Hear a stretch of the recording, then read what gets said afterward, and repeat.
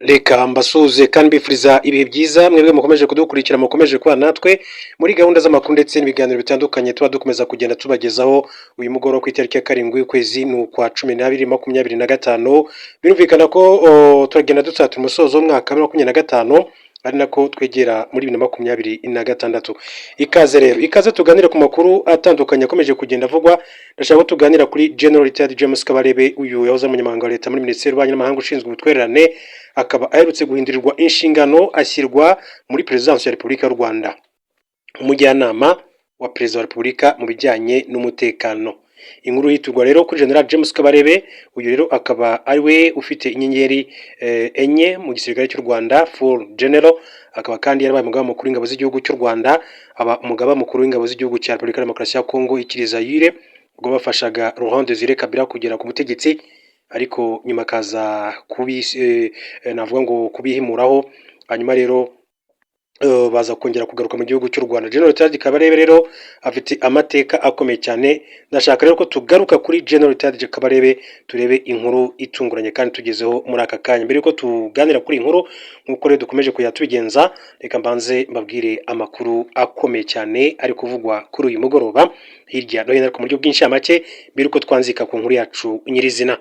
Reka nce mu gihugu cya Tanzania. Muri Tanzania rero amakuru akomeje kugenda ahavugwa, ariko mbere yuko duca muri gihugu cya Tanzania reka mbanze nce mu gihugu cya Benin babwire ko itsinda ry'abasirikare ryigambye guri ku butegetsi bwa Perezida Patrice Talon mu gitondo cyo kuri uyu wa karindwi kuza 25 itsinda ry'abasirikare ba Benin ryateye urugo rwa Perezida Patrice Talon rishaka kumurika ku butegetsi. Makuru dukesha Jeune Afrique avuga ko aba basirikare basubijwe inyuma n'abandi badashyigikiye uyu mugambi, ndetse Perezida Patrice Talon ameze neza. Gusa abasirikare bayobowe na Lieutenant Colonel Pascal Tugri babashije gufata televiziyo y'igihugu ndetse batambutse ubutumwa bavuga ko bakoze kudeta cyangwa se irika ry'ubutegetsi. Mbere yuko televiziyo rero iva ku murongo, aba basirikare bavuze ko bashyizeho komisiyo ya gisirikare igamije impinduka, baseze itegeko nshinga inzego za leta n'amashyaka yose ya politike. Bavuze kandi ko bafunze imipaka yose ihuza Benin n'ibindi bihugu, bashimangira ko bayiritse ubutegetsi kubera ko hari abo ubuyobozi bwa Perezida Patrice Talon bwaheje, bamwe barafungwa abandi barahunga. Patrice Talon yagiye ku butegetsi muri 2016 ndetse biteganyijwe ko andi matora y'umukuru w'igihugu azaba muri Mata 2026. Talon yavuze ko ataziyamamaza. Uwahabwaga amahirwe rero yo kumusimbura ni Romuald Wadagan, ari nawe rero ashyigikiye. Hanyuma rero mu gihugu cya Tanzania murabizi ko nyuma y'amatora abaye mu kwezi kwa 10 yakurikiwe n'abigaragambya benshi cyane, imyigaragambyo ikomeye cyane yakurikiye aya matora y'umukuru w'igihugu, none byaje kurangira atsinzwe na Perezida Samia Suluhu Hassan wari usanzwe ari ku butegetsi. Yagiye ku butegetsi muri 2021 asimbuye John Pombe Magufuli nyuma yo kwicwa n'icyorezo cya COVID-19. Hanyuma rero biravugwa yuko Tanzania mu gihe byavugwa ko ku itariki ya 9 nk'uko Leta Zunze Ubumwe za Amerika zari zabiteguje ko hashobora kuzaba imyigaragambyo karundura ikomeye cyane, igisirikare n'igipolisi ndetse n'ubuyobozi bukuru batangaje ko uzahirahira wese ajya mu myigaragambyo bitazigera bimugwa amahoro, ndetse batanga agasopo kuwifuza wese kuba yazajya muri iyi myigaragambyo muri iki gihugu cya Tanzania. Muri Repubulika ya Demokarasi ya Kongo, ihuriro ry'ingabo za Repubulika ya Demokarasi ya Kongo ndetse na M23 bazindukiye mu Rwanda ikomeye cyane mu bice bitandukanye byo mu ntara ya Kivu y'Amajyepfo nyuma yo gufata agace ka Rurambo gaherereye muri teritwari ya Uvira. Abarwanyi ba FC23 bashaka gufata na Rubarika kiganjemo rero Wazalendo, mu gihe ingabo za Repubulika ya Demokarasi ya Kongo zishaka kwisubiza ibice birimo rero Katogota ndetse na Kamanyora. Guhera muri iki gitondo bisasu biremereye cyane byagiye bigera muri centre ya Kamanyora igenzurwa na AFC23 biturutse muri Ruvungi, ibindi bikagwa muri Ruvungi biturutse muri Kamanyora.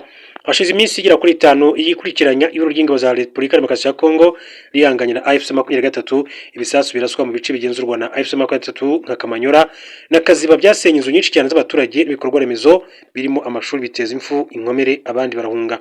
Umwe mu baturage ba Kamanyora bahungiye mu karere ka Rusizi mu Rwanda yatangaje ko ubwo ibyo bisasu byatangiraga rero kugwa iwabo ngo bahiye ubwoba batangira guhungira mu bice bya hafi, kugeza ubwo babonye ko ikibazo kiri gukomera kurushaho bava muri Repubulika ya Demokarasi ya Kongo berekeza mu gihugu cy'u Rwanda nk'uko yagiye abitangariza iki gitangazamakuru. Mbere gato ko tugaruka ku nkuru yacu nyirizina tuganira kuri General Retired James Kabarebe, reka mbanze mbabwire ko mu gihugu cya Iran hari kuvugwa amakuru y'uko naho hakomeje gututumba umwuka mubi cyane ndetse ngo bishobora kubyara intambara yindi ikomeye cyane. Trump arakora ibishoboka byose kugira ngo ahagarike intambara ya Ukraine ndetse n'igihugu cy'Uburusiya, ariko nako amakimbirane hirya no hino akomeza kugenda yiyongera. Zelensky ashobora kandi kweguzwa natumvira Leta Zunze Ubumwe za Amerika. Uwitwa Nikolai Azarov wabaye minisitiri w'intebe wa Ukraine imyaka 4 kugeza 2014 yavuze ko Leta Zunze Ubumwe za Amerika ishobora gukura Volodymyr Zelensky ku butegetsi mu gihe yabangamira ubushake bwayo bwo kurangiza intambara ihanganishije abi Kiev ndetse n'Uburusiya. Azarov yavuze ko iperereza rikomeje gukorwa n'inzego zishinzwe kurwanya ruswa rizishyigikiwe n'ibihugu byo mu burengerazuba ku bayobozi ba hafi na Volodymyr Zelensky ku bijyanye n'ibyaha bya ruswa no gukoresha inkunga Ukraine ihabwa nabi, rigaragaza nta gushidikanya ko abanyamerika bafashe icyemezo cyo kumukura ku butegetsi. Yakomeje agaragaza ko Amerika nisanga Volodymyr Zelensky ateza ibibazo byinshi ndetse afite aho buriye n'iki kibazo bazamukora ku butegetsi nta kabuza. Iperereza rivugwa nirijyanye n'ikirego cya ruswa ya miliyoni 100 z'amayero cyagaragaye mu rwego rw'ingufu rwa Ukraine rukunze kwishingikiriza ku nkunga z'ibihugu byo mu burengerazuba bw'isi, ryatumye abayobozi bakuru 3 begura. Aba barimo wari minisitiri w'ubutabera Germain, minisitiri w'ingufu witwa Svetlana ndetse na Andrei Yermak wari umaze igihe ari umujyanama ukomeye wa Volodymyr Zelensky, akaba n'umuyobozi w'ibiro bye.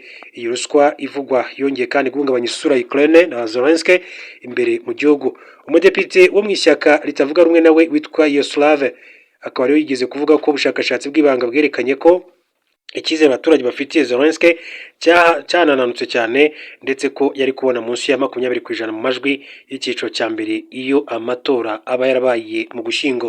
Mu cyumweru gishize Perezida w'Uburusiya Vladimir Putin yavuze ko bidashoboka mu buryo bw'amategeko gushyira umukono ku masezerano y'amahoro n'ubuyobozi buriho muri Ukraine. Yavuze ko Zelensky yatakaje ububasha bwo kuyobora Ukraine ubwo yangaga ko habaho amatora muri Gicurasi 2024, avuga impamvu z'uko igihugu kiri mu bihe bya gisirikare. Muri Nyakanga no kuva mu kwezi kwa 7/2025 ikigo cy'ubutasi cy'Uburusiya cyatangaje ko abayobozi b'Abanyamerika n'Abongereza bahuye mu ibanga n'abantu bafite ijambo muri Ukraine kugira ngo baganire ku gukura Zelensky ku butegetsi no kumusimbuza wahoze ayobora ingabo witwa Valery Zaluzhnyi. Iki kigo kivuga ko impande zose zemeranyije ko igihe kigeze ngo Volodymyr Zelensky akurwe ku butegetsi. Ikaze rero kuri amakuru ku buryo burambuye, ariko tuganira kuri General Retired James Kabarebe. Uyu akaba aherutse guhabwa inshingano nshya muri Perezidansi ya Repubulika. Umunyamabanga wa leta n'ububanyi n'amahanga n'ubutwererane General Retired James Kabarebe ahamya ko umutwe w'iterabwoba FDLR ari igikangisha amahanga akomeje kubungabunga kugira ngo kigabanye umuvuduko u Rwanda rufite mu iterambere. Mu nama nyunguranabitekerezo y'abagize inteko ishinga amategeko yabaye ku itariki ya 5 Werurwe 2025, General Retired James Kabarebe yatangaje ko avuga ko FDLR ihishirwa n'umuryango mpuzamahanga yaba afite ishingiro kuko uyu mutwe utamaze imyaka 31 mu burasirazuba bwa Repubulika Demokarasi ya Kongo kubera imbaraga zawo gusa. Yagize ati amahanga n'imiryango mpuzamahanga bihishira bibika FDLR, ntabwo ari ikintu kidafite ishingiro. Kubona FDLR imaze imyaka 31 mu burasirazuba bwa Kongo ntabwo ari impanuka, ntabwo ari ukuvuga ngo n'ububasha bwayo gusa, nuko ihishwa igahishirwa ikabikwa. General Retired James Kabarebe yasobanuye ko impamvu ya mbere amahanga ahishira FDLR muri RDC ari uko ateye ipfunwe no kuba jenoside yakorewe Abatutsi mu mwaka wa 1994 yarabaye mu Rwanda ntiyigere ayihagarika. Ati icya mbere ni ipfunwe, jenoside yakorewe Abatutsi ikorwa, abo bazungu bose bari bahari, ntacyo bakoze. Kuba ntacyo bakoze rero bibatera ipfunwe. Yasobanuye ko igikomere gituma amahanga yishira FDLR ari uko atifuza ko muri Afurika haba igihugu nk'u Rwanda kiri ku muvuduko udasanzwe mu iterambere, bityo ko uyu mutwe ugizwe n'abamunzwe n'ingengabitekerezo ya jenoside ufatwa nk'igikangisho cyamuhagarika. Ati ikindi ariko kiremereye cyane ni igihugu cy'u Rwanda kiri ku muvuduko udasanzwe w'iterambere bidafite ikintu kiwuhagarika, ntabwo ari urugero rwiza muri Afurika. Bagomba kugira igikangisho, ati nicyo cyonyine cyabahagarika kuko bazi neza ko igishobora u Rwanda ari ikintu kimwe gusa, ni amacakubiri, ni ingengabitekerezo ya jenoside, nta kindi cyashobora u Rwanda. Yasobanuye ko gushaka kubungabunga FDLR ari byo bintu iyo ibihugu bikomeye cyane bifatira imyanzuro mu muryango w'abibumbye bihitamo kwamagana u Rwanda, bikamagana umutwe wa M23, ariko byagera kuri FDLR bikaruma bigahuha. Ati muzabirebe mu nyandiko zabo, iyo hari inyandiko zituruka mu myanzuro ya Loni muri bihugu byose bikomeye baravuga bati twamaganye u Rwanda, twamaganye M23, twamaganye ivogerwa ry'igihugu cya Kongo, ariko na FDLR bareke kuyifasha. bagashyiraho kari ko kubera isoni gusa. FDLR ni umutwe ugizwe n'abahoze mu ngabo zatsinzwe ex-FAL, interahamwe ndetse n'impunzi z'abanyarwanda zacengejwemo ingengabitekerezo ya jenoside. Imaze imyaka myinshi cyane ikorana n'ingabo za Repubulika Demokarasi ya Kongo n'indi mitwe yitwaje intwaro ikorera mu burasirazuba bwa Repubulika Iharanira Demokarasi ya Kongo. N'ubu ngubu bari muri coalition imwe na FARDC n'ingabo z'u Burundi ndetse n'umutwe wa Wazalendo, nawo akaba ari umutwe w'inyeshyamba urwana ku ruhande rwa leta ya Kongo. Uyu General Ted James Kabarebe yahishuye ko ingabo z'umuryango w'abibumbye zikora muri Burasirazuba bwa Repubulika Demokarasi ya Kongo zimaze imyaka myinshi cyane zikorana n'umutwe w'iterabwoba FDLR. Mu kiganiro n'imitwe ya politike yemewe mu Rwanda cyabaye tariki 25 Gashyantare 2025, General Ted James Kabarebe yasobanuye ko mu bajyanye ingabo z'umuryango w'abibumbye MONUSCO muri RDC mu mwaka w'1999 harimo gusenya FDLR. Yagize ati MONUSCO izanwa muri Kongo mu kwezi k'Ukwakira 1999, hategekwa ko ingabo z'amahanga zarwaniraga muri Kongo zirimo n'iz'u Rwanda zose zivamo, icyasigaye rero kidahinduka ni ALIR arizo zaje guhinduka FDLR. Uwo mutwe witwa MONUSCO uwagombaga rero kugumayo kugira ngo rero abe ariwo uhangana FDLR. General Ted James Kabarebe yashimangiye ko umuryango mpuzamahanga ufite uruhare rukomeye cyane mu kibazo cy'umutekano muke muri Burasirazuba bwa Kongo, kuko wakomeje kurebera abarwanyi ba FDLR bamaranye igihe kinini cyane umugambi wo gutera u Rwanda. Ati ntacyo bakoze, ahubwo FDLR yarakomeje iriyubaka, yinjiza abarwanyi, iratoza, ikomeza gufashwa n'ingabo za Kongo, ahubwo MONUSCO irebera. General Ted akaba yarasobanuye ko iby'ingabo za MONUSCO byarenze kurebera gusa FDLR, ahubwo zitangira gukora n'abarwanyi bayo mu bikorwa birimo ubucuruzi bw'amakara n'amabuye y'agaciro, gusoresha abaturage bakanasangira mu tubari. Ati si no kurebera gusa, ahubwo no gucuruzanya, bagacuruzanya amakara, bagacuruzanya amabuye y'agaciro, bagashyiraho za bariyeri, bagasoresha imisoro, bakabana, bagasangira mu tubari. Ni ibintu byari bizwi, ntacyo umuryango mpuzamahanga wigeze ubikoraho. Yasobanuye ko no muri iki gihe umuryango mpuzamahanga uzi neza ko FDLR ikorera muri Burasirazuba bwa Kongo, ikorana n'ingabo z'iki gihugu nk'uko byashimangiwe na raporo nyinshi cyane z'impuguke z'umuryango w'abibumbye. Ted James Kabarebe yavuze ko kumenya ko ingabo za RDC zikorana na FDLR bitabuza ingabo za MONUSCO yahoze ari MONUSCO gukorana n'izi ngabo no kuzibufasha, bishimangira uruhare rw'umuryango mpuzamahanga muri iki kibazo. Yagaragaje ko umuryango mpuzamahanga ari wo wakabaye ufatirwa ibihano kubera uruhare ufite mu gutuma mu Burasirazuba bwa RDC hakomeza kuba umutekano muke, binashobora rero gushyira mu bibazo umupaka w'u Rwanda kubera ko FDLR itari kure yabo. Asobanura ko ariyo mpamvu rwakajije ingamba z'ubwirinzi ku mipaka y'u Rwanda. No mu masezerano aheruka, ngira ngo uko mwabibonye cyangwa se mwagiye munabisoma, yabereye Washington DC ahagarariwe na Donald Trump, perezida wa Leta Zunze Ubumwe za Amerika, ni ukuvuga ngo mu byo basinyeho ni ukuvuga ngo Kongo igomba gusenya umutwe wa FDLR burundu, hanyuma u Rwanda rukabona gukuraho ingamba z'ubwirinzi. Dusoza kuri General Ted James Kabarebe mbabwire ko minsi yashize rero nibwo twabonye itangazo ry'impinduka zakozwe muri guverinoma.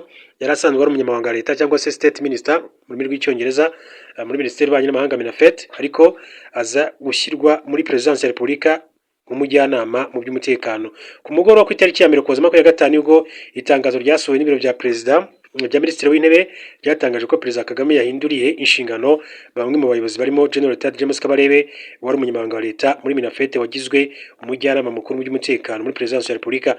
Iryo tangazo kandi ryavuze ko asimburwa na Dr. Yuta Kayitesi wari usanzwe ari umusenateri, mu gihe we yahise asimburwa na Dr. Charles Murigande muri Sena y'u Rwanda.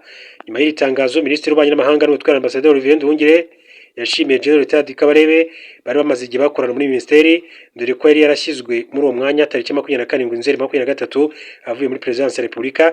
Abinyujije ku rubuga rwe rwa X rwahoze ari Twitter ku itariki ya 2 Ukuboza 2025, Minisitiri Nduhungire yavuze ko yari asanzwe azi General Ted James Kabarebe nk'umwe mu barwanye urugamba rwo kubohora igihugu, ariko ko hari ibindi byiza byinshi cyane yamumenyeho mu gihe bari bamaze bakorana.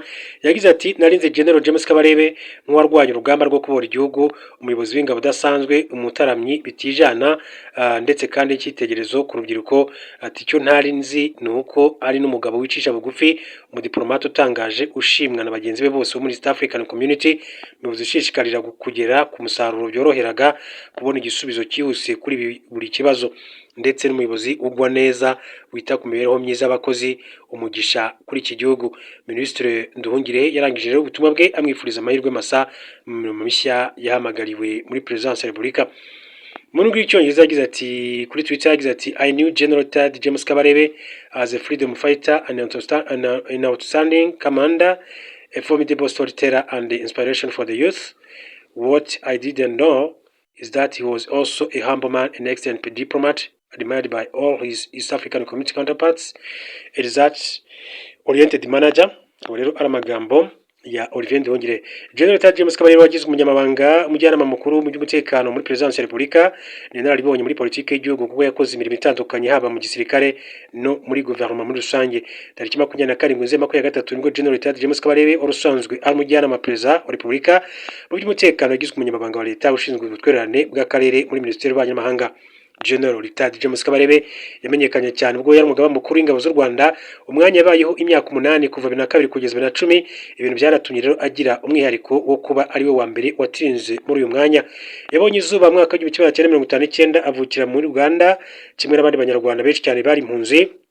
Icyiciro cya kabiri cy'amashuri yisumbuye yakize muri St Henry's College Kitovu. Amasomo ye yakomereje muri kaminuza Makerere aho yakuye impamyabumenyi mu bijyanye n'ubukungu na politike.